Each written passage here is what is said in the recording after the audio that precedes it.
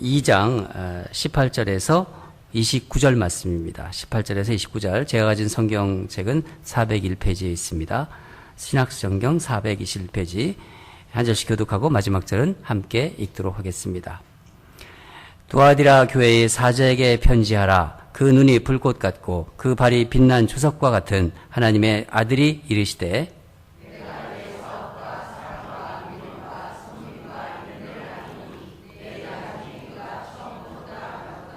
그러나 내게 책망할 일이 있노라. 자칭 선지자라 하는 여자 이세벨을 내가 용납함이니 그가 내 종들을 가르쳐 꾀어 행음하게 하고 우상의 제물을 먹게 하는도다.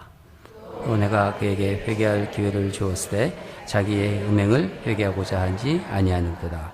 볼지어다 내가 그를 침상에 던질 터이요 또 그와 더불어 간음하는 자들도 만일 그의 행위를 회개하지 아니하면 큰 환난 가운데 던지고 모든 교회가 나는 사람의 뜻과 마음을 살피는 자인 줄을 알지라. 내가 너의 각 사람의 행위대로 갚아주리라. 두아디라에 남아있어 이 교훈을 받지 아니하고 소의 사탄의 깊은 것을 알지 못하는 너희에게 말하노니 다른 짐으로 너희에게 지울 것은 없노라.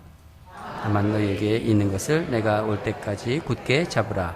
이기는 자와 끝까지 내 일을 지키는 그에게 만국을 다스리는 권세를 주리니 그가 절장을 가지고 그들을 다스릴 질그릇 깨뜨리는 것과 같이 하리라. 나도 내 아버지께 받은 것이 그러하니라. 내가 또 그에게 새벽별을 주리라. 귀 있는 자는 성령이 교회들에게 하시는 말씀을 들을지어다. 아멘.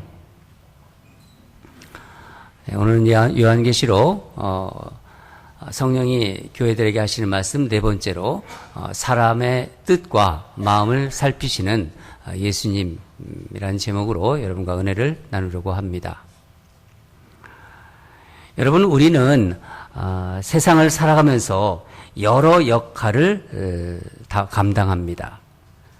저 자신의 예를 들어보면은 저는 우리 교회 담임 목사고 여러분의 또 교우이기도 합니다.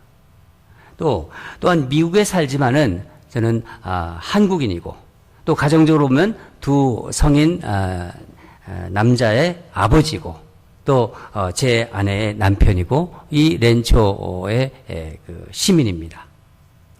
여러분도 많은 역할이 있을 거예요. 그런데 중요한 것은 이런 각각의 역할이 나는 누구인가 하는 자기 정체성과 조화, 이 조화를 이루어야 한다는 것입니다. 이른바 당신 정체가 뭐야? 정체를 밝혀라 라고 말할 때 그 정체죠. 바로 아이덴티티를 말하는 것입니다. 사실 저의 정체성은 담임 목사도 아니고 또 여러분의 교우도 아니고 남편도 아니고 또 아버지도 아닙니다. 그럼 뭐냐? 제 정체성은 제가 예수님을 믿고 있는 한 그리스도인이라는 것입니다. 그리스도인. 이 정체성은 제가 가진 모든 역할을 어떻게 감당하느냐에 영향을 줍니다.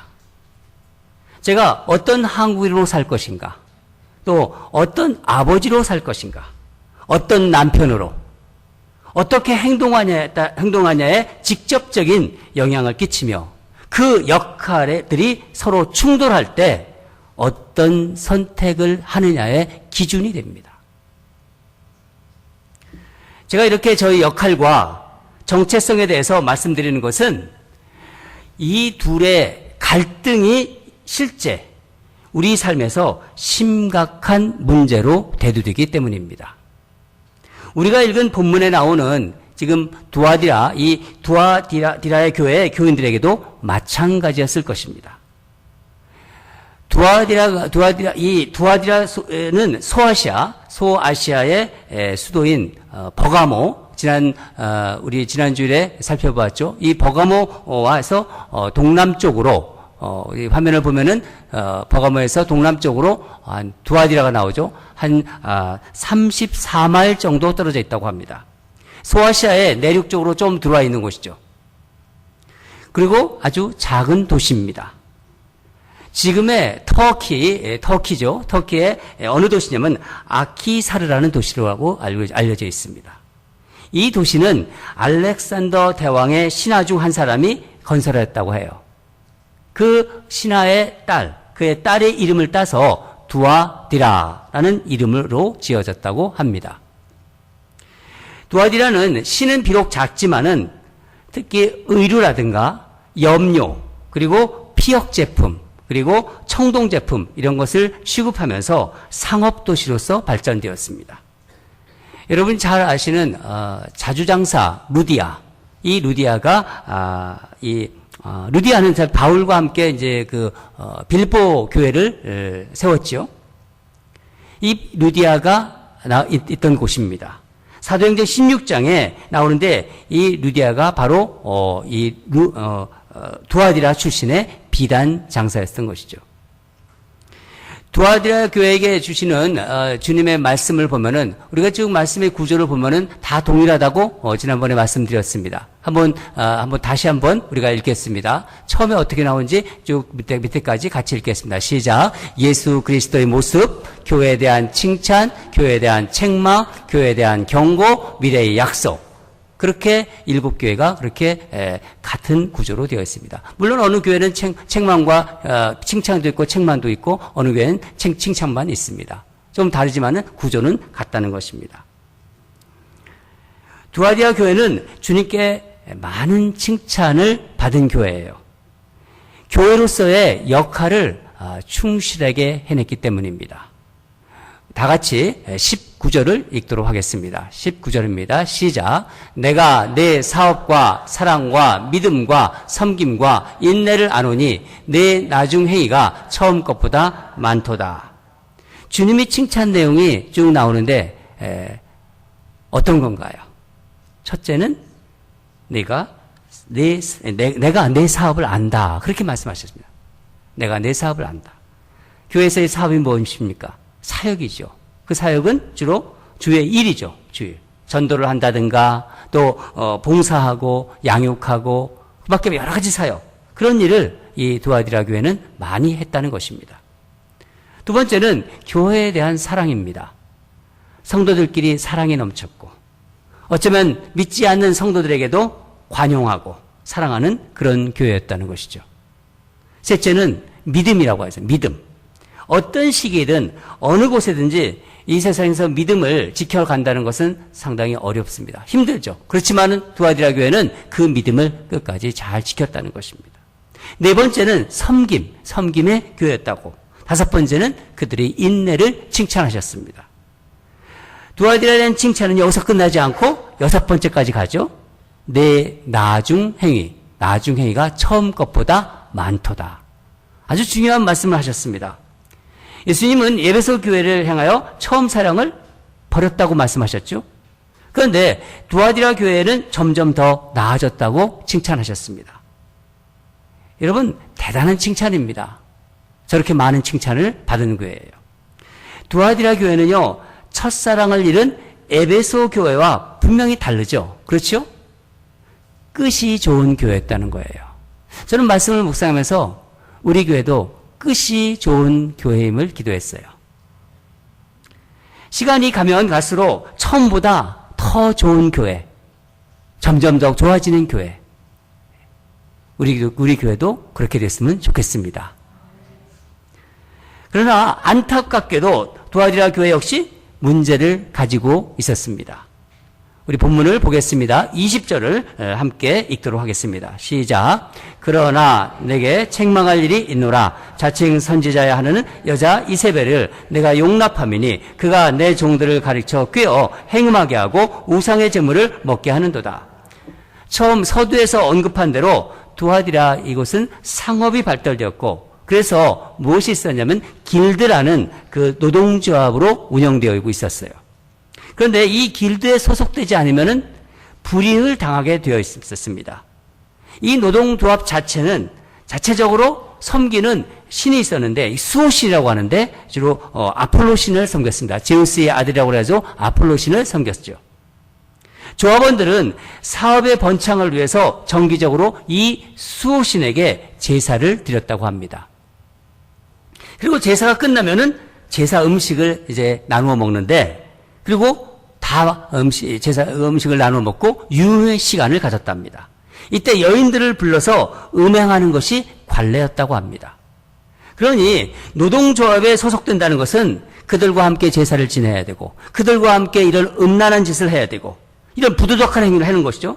그것을 말하는 것입니다.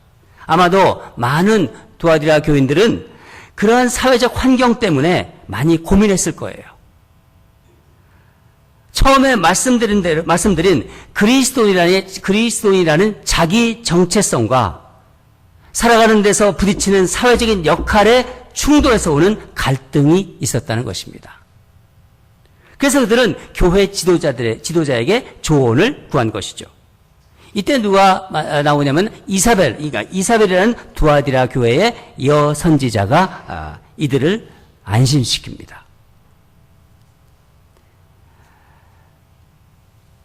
이들이 마음을 아는 이 이사벨이 괜찮다고 한 거예요.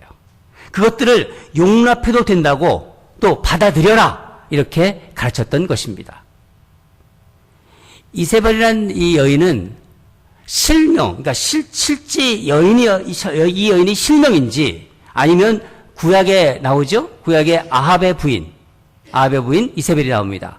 그 이세벨을 비유해서 말하는 것인지 확실치는 않지만은 이 거짓 여선지자는 교인들을 잘못 인도한 것입니다. 두아디라 교인들은 이세벨의 가르침을 결국 따르게 되었습니다. 여러분, 두아디라 교회가 사랑과 수고와 인내와 믿음이 그렇게 있었음에도 불구하고 왜 이렇게 이세벨의 가르침을 받아들였을까요? 아마 그들의 삶의 현실에서 사업적인 어떤 그러니까 어떤 제약을 받았고 불이익을 받을지도 모른다는 그 두려움 때문이었을 거예요.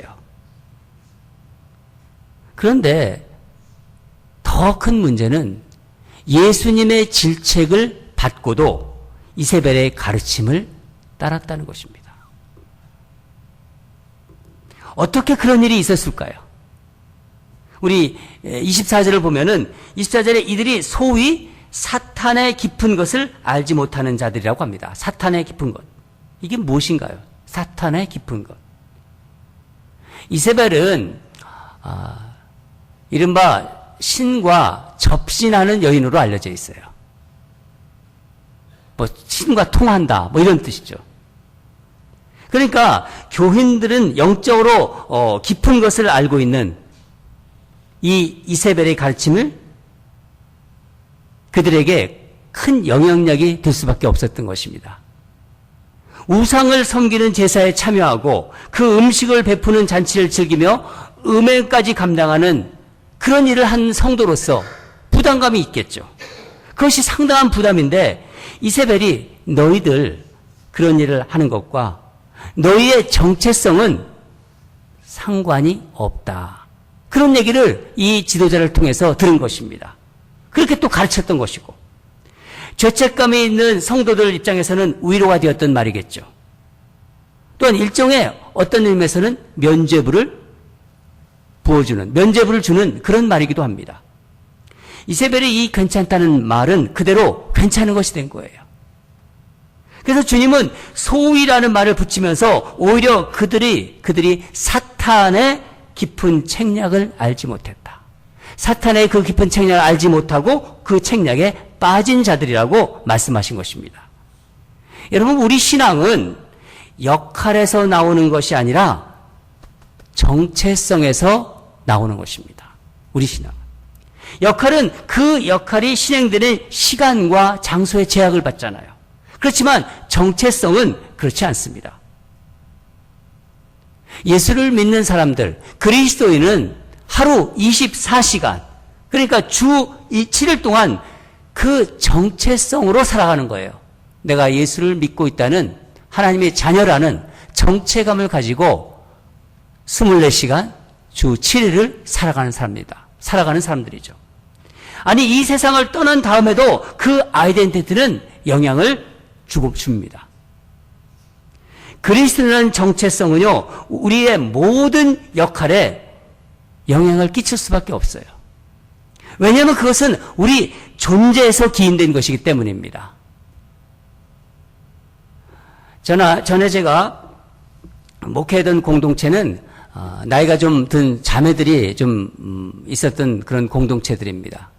공동체인데, 그래서 이 자매들을 모아서 말씀도 같이 보고 또 공부도 하고 성경 공부도 하고 그러기 위해서 또 서로 삶도 나누고 그래서 다락방을 조직했지요.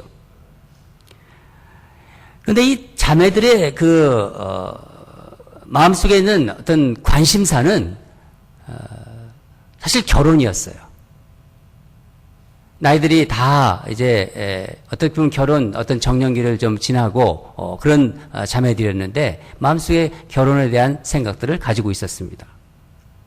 저도 특별히 그 다락방의 자매들의 그 믿음의 가정을 이루기 위해서 함께 많이 기도했습니다. 좋은 배우자를 만나 믿음의 가정을 이루게 해달라고 기도를 했죠.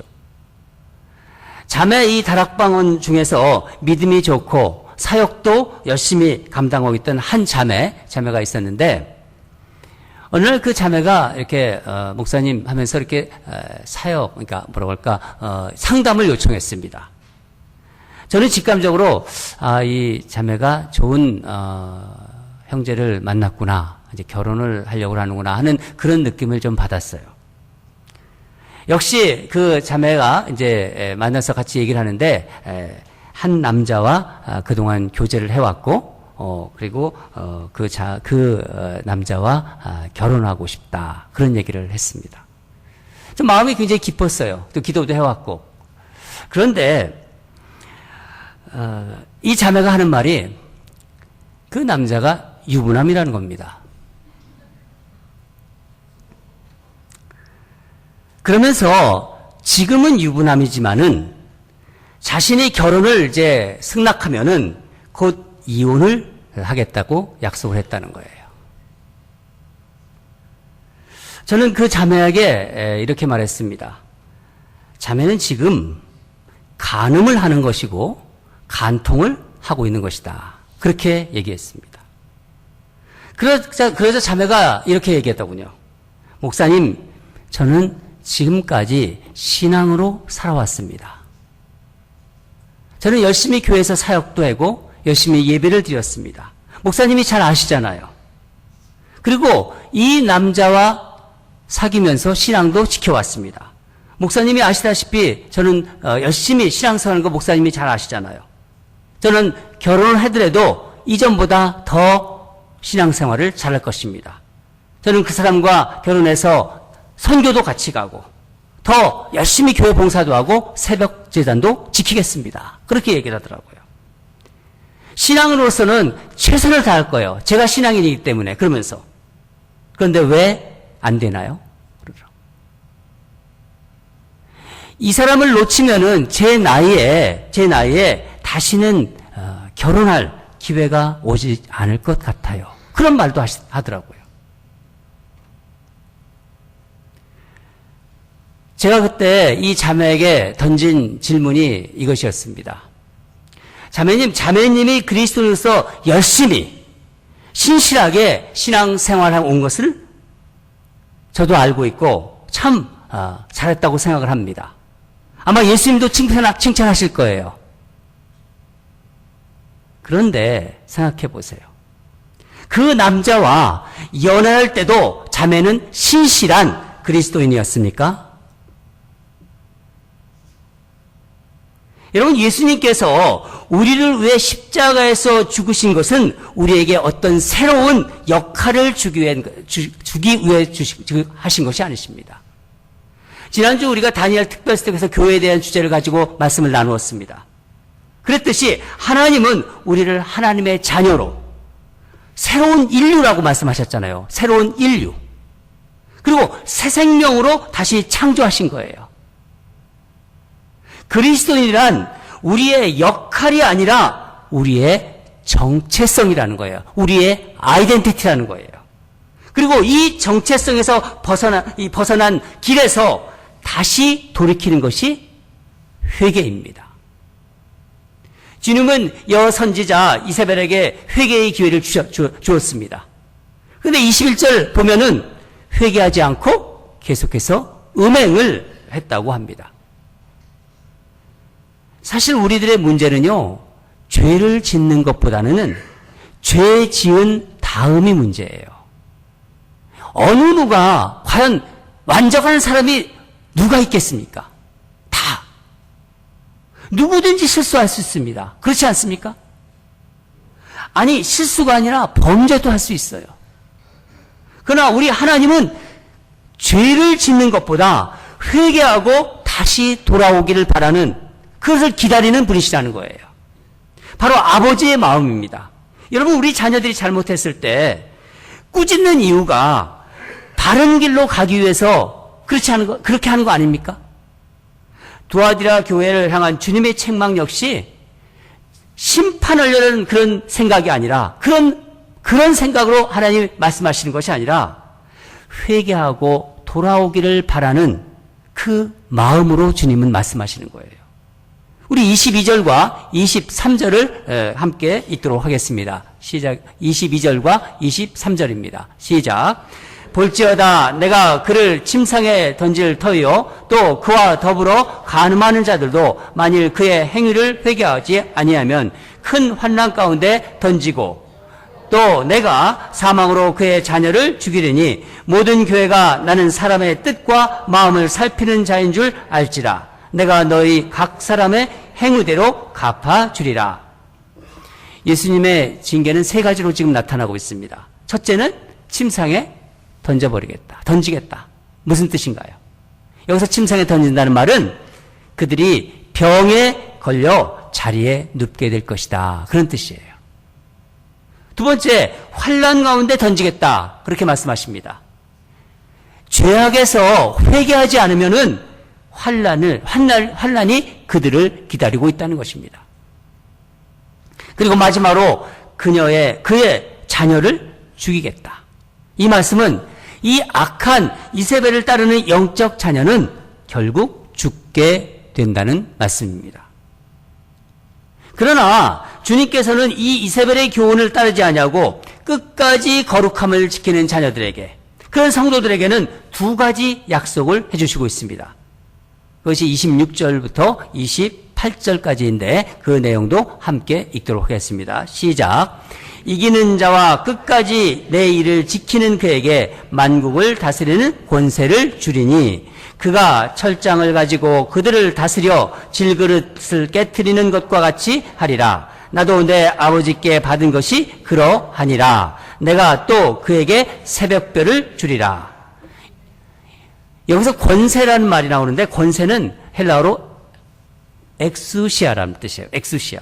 이 말은 지배하다. 그러니까 지배권을 준다. 통치권을 의미하는데, 그러니까 주님의 말씀을 지키며 죄에서 승리한 사람에게는 만국을 다스릴 통치권을 주시겠다, 그 말씀입니다. 또한 여기 새벽벌을 주신다고 하는데, 이 새벽벌이 무엇이죠? 갑자기 김일성이 생각나십니까? 김정일이 생각나세요? 여기서 그 사람들이 아마 딴 것 같아요. 새벽별을. 광명선 1호, 새벽별, 그런 얘기 하지 않습니까? 계시록 22장 16절에 이 말씀이 나와 있습니다. 우리 함께 읽어보도록 하겠습니다. 계시록 22장 16절입니다. 시작.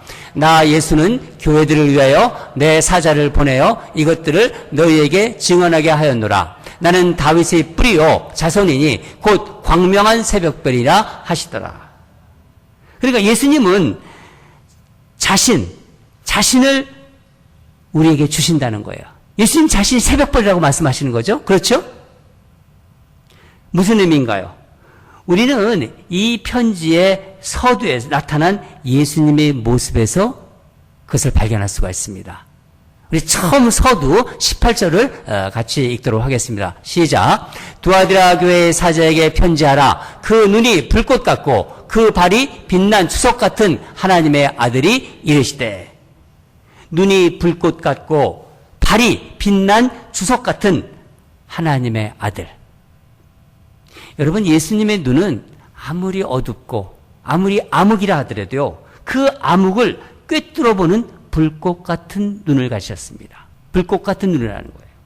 예수님의 눈은 우리 내면을 속속들이 뚫어보십니다. 그렇기 때문에 그분 앞에서는 우리는 아무것도 숨길 수가 없는 거예요. 예수님은 다 우리를 보고 모든 것을 보시는 분이십니다. 또한 예수님은 당신의 자녀들인 우리 성도들이 이 세상에서 고난받고 힘들고 이런 모습을 다 보고 계세요. 또 억울한 사정과 행해지는 불의한 어떤 것들을 보면서 낱낱이 보면서 진노하시는 불꽃 같은 눈을 가지고 계신 것입니다. 예수님이 발이 뭐 같다고 하셨죠? 빛난 주석 같다고 말씀하셨습니다. 당시 이 두아디라 지역에 생산되는 대표적인 광물 중에 하나가 주석이었어요. 두아디라 교인들은 이 주석에 대해서 잘 알고 있었습니다. 이 주석은 고대 근동의 광물 중에서 가장 단단한 광물질이었어요. 그러므로 주석 같은 발을 가지셨다는 의미는 주님께서 죄악을 행하는 자들을 주석같이 빛나고 그 단단한 발로 밟아서 심판하시겠다는 말씀입니다. 주의 백성들을 죄로 유혹하는 이 악한 세력들을 밟아 버리겠다는 주님의 강력한 의지의 표현입니다.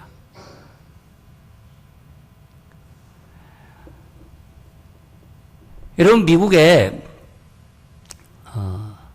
인디언 부족 중에서 나바호 부족이라는 부족이 있습니다. 이 부족은 이제 사나이가 태어나서 이제 성년이 되죠. 성년이 되는 나이가 되면은 대대적으로 성년식을 거행했다고 합니다. 그런데 특이한 것은 성년식 잔치를 이제 베풀죠. 성년식 잔치가 다 베풀고 끝날 무렵에 끝나고 난 그 다음이죠. 이것은 성년이 되기 위한 마지막 관문을 통과하는 거예요. 어떻게 하냐면은 소년을 아주 깊은 숲속 한가운데 있는 나무에다가 묶어둡니다. 그리고 그 눈을 가린 채로 밤을 지새우게 만듭니다. 그곳에는 그 산중에는 그 먹이를 찾는 맹수들이 많이 다니는 곳입니다. 그 두려운 밤을 견뎌내야만 성인이 되는 것이고 전쟁에 나가서 싸울 수 있는 대장부가 되는 거예요. 그 자격을 얻을 수 있는 것입니다. 그런데 그 밤에 맹수에게 잡혀먹은 소년은 한 명도 없다고 그래요. 왜일까요? 맹수가 없어서? 바로 소년의 아버지가 소년 모르게 묶여있는 나무 가까이 있는 숲속에서 화살통에 화살을 가득 담고 밤새도록 불꽃 같은 눈으로 밤새워 소년을 지키기 때문입니다. 저는 이 아버지의 눈, 소년을 지키는 이 아버지의 눈이 하나님의 불꽃 같은 눈과 닮았을 거라고 상상해 봅니다. 여러분, 우리는 이 세상의 삶을 다 마치고 하나님이 언젠간 우리를 데려가시겠죠? 하나님 앞에 설 때 사랑으로 불타는 우리 주님의 눈과 마주칠 거예요. 우리를 보면서 사랑으로 불타는. 우리 주님은 사람의 뜻과 마음을 살피시는 분이라고 말씀하십니다. 주님은 우리의 행동 하나하나를 관찰하시고 감시하시는 분이 아니세요. 뭐를 보신다고요? 우리의 마음, 우리 마음을 살피신대요. 살핀다는 이 말의 원어는 보다, 알다, 중시하다, 돌보다 이런 뜻이 있어요. 여러분, 그러면 우리 마음은 우리 존재의 중심에 있는 거예요. 우리 마음이 우리 존재의 중심에 있습니다. 그 중심에, 그 마음, 그 중심에 바로 예수님의 영이 거하시는 거예요. 내 마음에 성령님이 거하셔야 우리는 비로소 그리스도인으로서의 정체성, 그 아이덴티티를 가질 수 있는 거예요. 내가 누구냐는 정체성, 이 정체성은요, 나 자신에게서 나오는 것이 아니라 누구죠? 불꽃 같은 눈과 그 발이 빛난 주석 같은 하나님의 아들을 믿는 믿음에서 나오는 거예요. 여러분, 우리 믿음은 성인이 되기 위해서 마치 숲속에서 성인의식을 치르는 인디언 소년처럼 두려운 밤 속에서, 그 캄캄한 칠흑 같은 밤 속에서 그 맹수가 나올 수 있는 그 밤을 보내는 과정을 거쳐야 된다는 것입니다. 성인이 된다는 것은 보지도 느끼지도 못했지만 그 어두움과 두려움에 자신을 혼자 내버려 뒀지만은 내가 혼자 있지 않다는 것을 안다는 거예요. 또한 불꽃 같은 눈과 빛나는 주석 같은 발을 가지신 하나님의 아들이 예수님, 그 하나님의 아들인 예수님이 나와 함께 계시다는 것을 안다는 것입니다. 이것을 아는 자가 세상에 대한 두려움에서 벗어나는 것입니다. 여러분, 우리 안에 뚜렷한 그리스도인으로서의 정체성으로부터 이것이 나오는 거예요. 내가 정체성을, 내가 하나님의 자녀라는 이 선명한 정체성이 있으면요, 두려움이 사라집니다. 사랑하는 여러분, 그리스도라는 정체성으로 세상에 반응하세요. 이 세상 살아가면서요, 하나님 믿는 하나님 자녀로서의 그 정체성이 나를 살리고, 그렇기 때문에 세상에 대해서 우리가 강하게 나갈 수 있는 것입니다. 그리스도인으로서 돈을 버세요. 그리스도인으로서 돈도 쓰세요. 그리스도인으로서 성공도 하세요. 다른 것으로 성공하는 것이 아니라 주님은 그것을 보고 있는 거예요. 여러분, 그리스도로서 정체감이 있는 사람은요, 두려워하지 않습니다. 나를 지켜보고 계신 불꽃 같은 주님이 나를 보시고 있다. 두려워하지 않습니다. 주님 불꽃 같은 눈으로 여러분을 보고 계십니다. 지금도 보고 계십니다. 그리스도로서 여러분 쇼핑도 하시고 그리스도로서 무엇이든지 소비도 하시고, 주님은 우리의 뜻과 마음을 보신다고 하셨습니다. 주님은 그런 우리에게 뭐라고 말씀하십니까? 내가 있다. 내가 비록 그 인디언 소년은 눈이 가려져 있지만은 뒤에서 아버지가 보고 있는 것처럼 두려워하지 말라. 내가 있다. 그것을 우리가 알고 있는 거예요. 내가 정체성이 있다면, 내가 예수를 믿는 정체성이 있다면 주님이 내가 어디를 가든 무엇을 하고 있든 어떤 어려움을 당하든 불꽃 같은 눈으로 나를 지켜보고 계시다. 이것 또한 성령이 교회에 주시는 말씀입니다. 성령께서 우리 교회를 불꽃 같은 눈으로 보시고 주님께서 보시고 있는 거예요. 여러분, 하루는 24시간이잖아요. 다른 내가 아버지로서 또 남편으로서 아내로서 그런 것이 아니라 예수 그리스도를 믿는 주님의 자녀로서 언제나 그리스도인으로서 하루 24시간을 내가 사는 것입니다.